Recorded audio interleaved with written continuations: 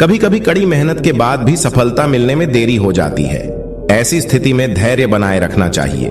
मेहनत तो सभी करते हैं, लेकिन सफलता कुछ ही लोग हासिल कर पाते हैं। कुछ लोग लक्ष्य हासिल होने से पहले ही रास्ता बदल लेते हैं, इसी वजह से सफल नहीं हो पाते हैं। इस संबंध में गौतम बुद्ध का एक कहानी प्रचलित है। इस कहानी में सुखी जीवन और सफलता पाने के सूत्र बताए गए हैं।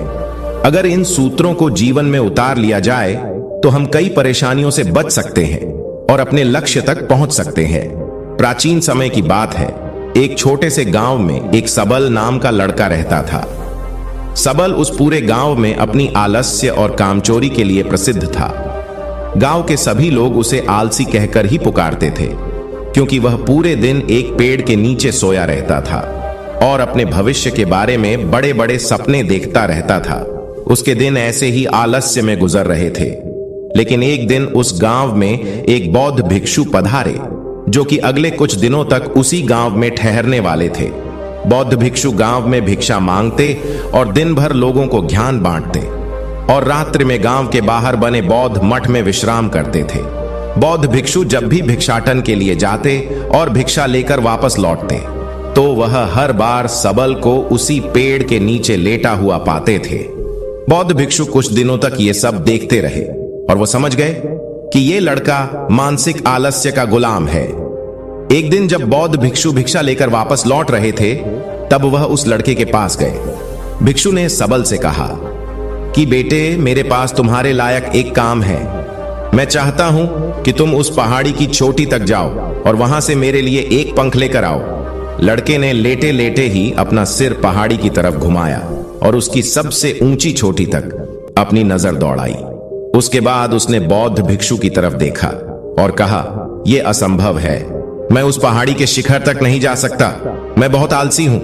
बौद्ध भिक्षु ने मुस्कुराते हुए कहा, अरे लेकिन मुझे जिस पंख की तलाश है वो इस पहाड़ी के शिखर पर भी नहीं मिलेगा। वह तो इस पहाड़ी के दूसरी तरफ एक गुफा के अंदर मिलेगा, जिसके लिए इस पहाड़ी के शिखर तक चढ़कर दूसरी तरफ नीचे उतरना होगा। लेकिन वह कोई साधारण पंख नहीं है। ऐसा पंख तुमने आज तक नहीं देखा होगा। वो एक बहुत ही दुर्लभ लेकिन सुंदर पंख है, जो अपनी रोशनी बिखेरता है। भिक्षु के इन बातों से उस सबल के अंदर उत्सुकता जागी। उसने आज से पहले ऐसे किसी पंख के बारे में कभी नहीं सुना था और ऐसे रोमांचक सफर के बारे में सोचकर वह अंदर से उत्साहित हो उठा। इसीलिए उसने भिक्षु की चुनौती को स्वीकार करने का निश्चय किया और वह पहाड़ी की तरफ चल पड़ा। लेकिन चढ़ाई बहुत लंबी और कठिन थी। जल्द ही लड़के का शरीर थकने लगा, सांस फूलने लगी और शरीर से काफी पसीना बहने लगा। लेकिन फिर भी उसने चलना जारी रखा। वो जैसे जैसे ऊपर चढ़ता गया, उसे प्रसन्नता और उत्साह की अनुभूति होने लगी, जिसे उसने आज से पहले कभी महसूस नहीं किया था। अंततः जब वह कड़ी मेहनत और लंबे प्रयास के बाद पहाड़ी के शिखर पर पहुंचा, तो वह पूरी तरह से थक चुका था, लेकिन वह बहुत खुश था। उसे अंदर से आत्म संतुष्टि का एहसास हो रहा था। उसके चेहरे पर योद्धा जैसी मुस्कान थी, जैसे उसने कोई युद्ध जीत लिया हो। उसने पहाड़ी के शिखर से नीचे देखा तो उसके सामने एक बहुत ही मनमोहक दृश्य था। उसने अपने अंदर एक उपलब्धि की भावना महसूस की, जो उसने आज से पहले कभी नहीं की थी। लेकिन असली चुनौती आगे थी। सबल को पहाड़ की दूसरी ओर उतरना था और उस गुफा को ढूंढना था जहां पंख के मिलने की बात कही गई थी। नीचे उतरना और भी ज्यादा मुश्किल व खतरनाक था, क्योंकि ढलान ज्यादा खड़ी थी और चढ़ाई के समय सबल कई बार लड़खड़ाया और गिरा भी था, तो वह डर भी उसके अंदर था। लेकिन भिक्षु को पंख लाकर देने के वादे की वजह से वह लगातार आगे बढ़ता रहा। काफी खोज मशक्कत और कड़ी मेहनत के बाद जब वह अंत में गुफा तक पहुंचा, तो उसने देखा कि पंख वहीं पड़ा हुआ था, जो गुफा के प्रवेश द्वार से छनकर आ रही रोशनी में चमक रहा था। उसने पंख उठाया, लेकिन उसकी सुंदरता को देखकर दुविधा में पड़ गया। वह काफी देर तक पंख को ही घूरता रहा, लेकिन फिर अचानक उसे याद आया कि अभी तो उसे वापस भी जाना है। उसने खुद की तरफ देखा, वह पूरी तरह से थक चुका था। वह चिंतित हो गया कि वह पहाड़ पर कैसे चढ़ेगा और भिक्षु तक पंख कैसे पहुंचाएगा। एक पल के लिए उसने हार मानने के बारे में सोचा, लेकिन फिर उसे वह उपलब्धि और गर्व की भावना याद आ गई जो उसने पहाड़ी के शिखर पर पहुंचने पर महसूस की थी। उसे एहसास हुआ कि उसके अंदर इस सफर को दोबारा पूरा करने की ताकत और दृढ़ संकल्प है। वह दोबारा पहाड़ी पर चढ़ने लगा। उसकी मांसपेशियों में दर्द हो रहा था, पैर कांप रहे थे, फेफड़े फटे जा रहे थे। वह कई बार लड़खड़ाकर गिर पड़ा, लेकिन उसने हार नहीं मानी। वह खुद को आगे बढ़ने के लिए लगातार प्रेरित करता जा रहा था। कठिन प्रयास और घंटों की कड़ी मेहनत के बाद अंततः जब वह बौद्ध भिक्षु के पास पहुंचा और उनके हाथों में वह पंख रखा, तो उसकी खुशी का ठिकाना ना रहा। उसे महसूस हुआ कि आज उसने अपने आलस पर काबू पा लिया है और कुछ महत्वपूर्ण करके दिखाया है।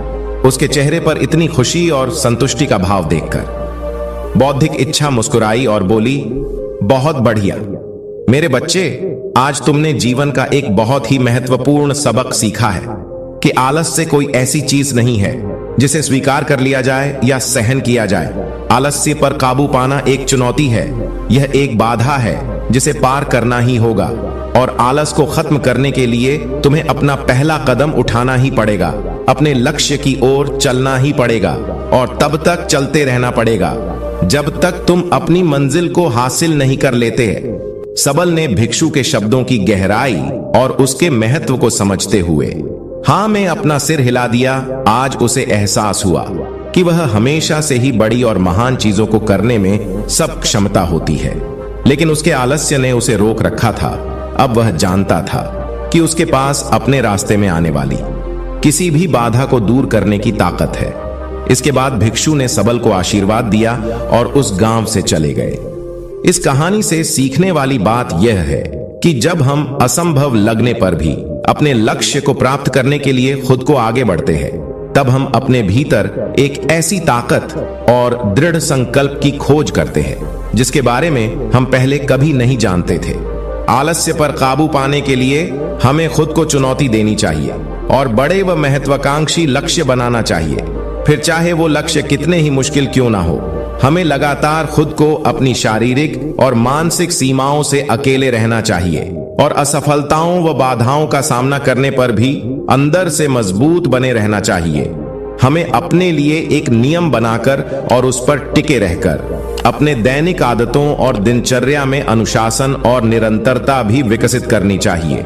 हम कुछ ऐसी अच्छी आदतें बना सकते हैं जो हमें मन न लगने पर भी ध्यान केंद्रित करने और क्रियाशील बने रहने में मदद करती है।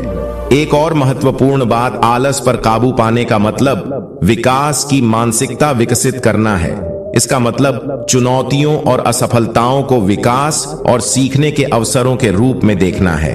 अंत में हमें अपने आलस्य पर काबू पाने के लिए अपने आराम को छोड़कर जीवन की चुनौतियों और अवसरों को स्वीकार करना ही पड़ेगा। दोस्तों, अपने इस कहानी से क्या सीखा, हमें नीचे कमेंट बॉक्स में कमेंट करके जरूर बताएं। धन्यवाद।